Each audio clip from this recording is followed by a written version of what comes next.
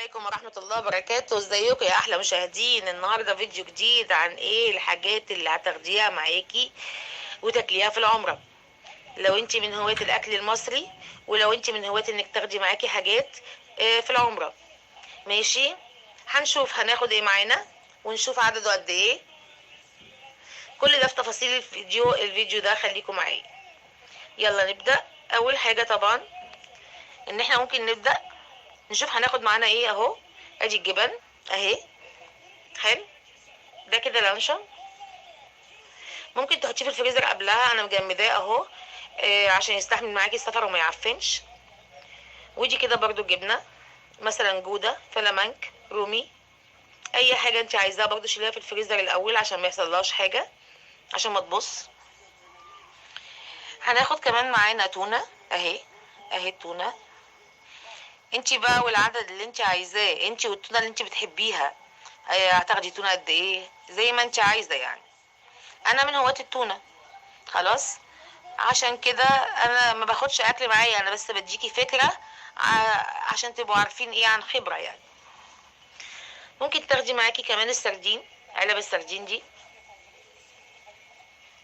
وخاصه اكيد اكيد كلنا هناخد اكل معانا يعني، بعض الناس يعني، علشان فرق الجنيه اللي حصل.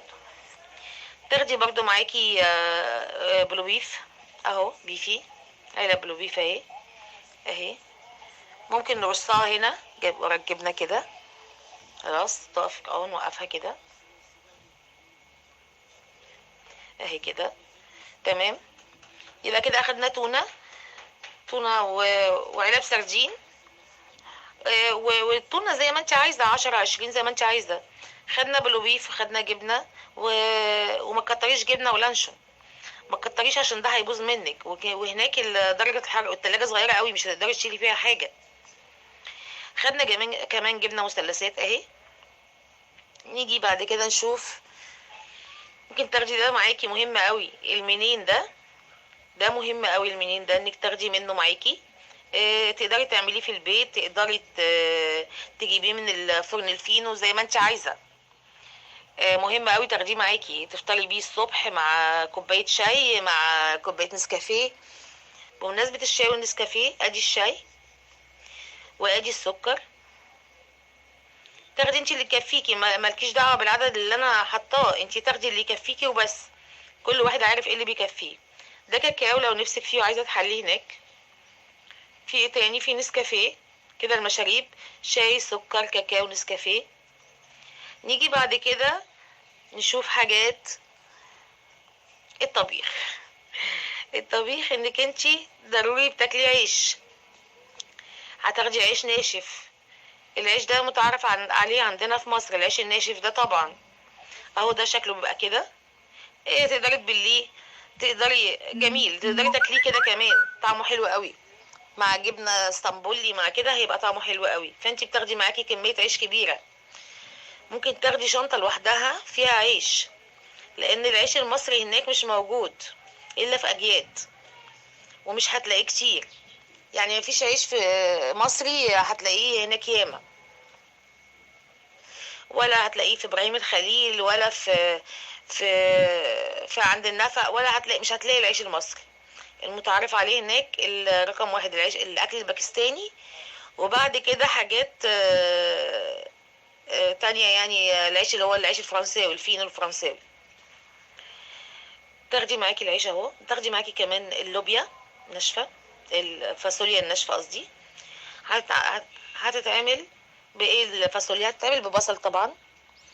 انا حاطه البصل في شنطه، بس انا نسيت اجيب شنطه عشان انا جايبه بس عينات عشان اوريها لكم. لكن طبعا دي مش هتكفي ده، انت لازم تاخدي كميه بصل معاكي.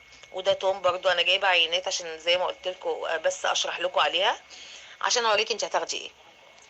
ادي ده التوم وده البصل. تاخدي معاكي الملح، او ممكن تاخدي معاكي صلصه. والصلصه يا ريت اكياس، مالكيش دعوه بيا.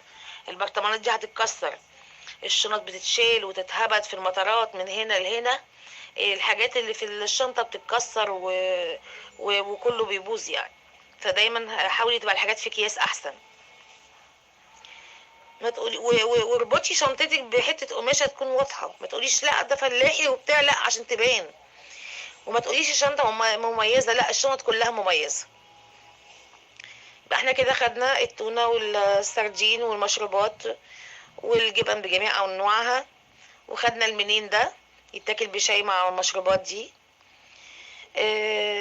وكاكاو اللي انت عايزاه. ونفطر من المنين ده، نفطر بيه او نتعشى بيه زي ما احنا عايزين. اما العيش ده بقى شنطه لوحديه، ممكن تاخدي مثلا ب50 جنيه او ب100 جنيه عيش ويبقى معاكي. وبعد كده بقى حاجه الطبيخ دي، فاصوليا ناشفه، لوبيا ناشفه زي كده. انا ما عنديش كيس، جبت ده. انا قلت لكم ان انا مش واخده اكل، بس انا بوريكي يعني ممكن تعملي ايه. ده عدس ناشف والبصل والثوم. نيجي بعد كده التوابل. ادي توابلنا المصريه طبعا: فلفل اسود، بودره بصل، بودره ثوم، كمون، كزبره، شطه، البهارات بتاعتنا المتعارف عليها يعني. مرقه دجاج، تاخدي معاكي مرقه دجاج وخدي معاكي الكميه اللي تكفيكي. خدي مرقه دجاج الكميه اللي تكفيكي، اللي انتي متعوده عليها في الاكل بتاعك اهي، زي ما انت عايزه. نرجع لايه تاني؟ هتطبخي كده الطبيخ الاحمر قلنا خلاص. نيجي بعد كده للرز. تاخدي رز برضو معاكي، ادي الرز اهو ماشي، ادي الرز اللي هيكفيكي ماشي. هتاخدي معاكي اندومي لو انت بتحبي الاندومي، لو بتحبيه. في ناس كبيرة عادي بتحب الاندومي من كتر اكلها مع اولادها بياكلوا عادي، وفي ناس تقولك لا اندومي لا انا عايزة شوربة. خدي معاكي لسان عصفور، خدي معاكي اندومي زي ما انت عايزة. هتغير معاكي طعم الاكل بتاع السعودية طبعا، ده احسن. مكرونات اهي، لازم تاخدي مكرونات. اعملي حسابك شنطتين، شنطة الاكل وشنطة العيش، لازم يبقوا شنطتين. خلاص كده. وما تنسيش الطحينة. الفول بيتباع هناك عادي، عايزة تاخدي معلبات فول ماشي، بس انا ما جبتش يعني. كنت فانتي ممكن تشتري الطحينة، وممكن تجيبي معلبات الفول وتحطي عليها الطحينة والخلطة بتاعتنا. تمام كده خلاص. الفيديو بتاعنا كده جاهز. اتمنى الفيديو بتاعنا يعجبك، واتمنى لو عجبك انكم تشتركوا في القناة، واشوفكم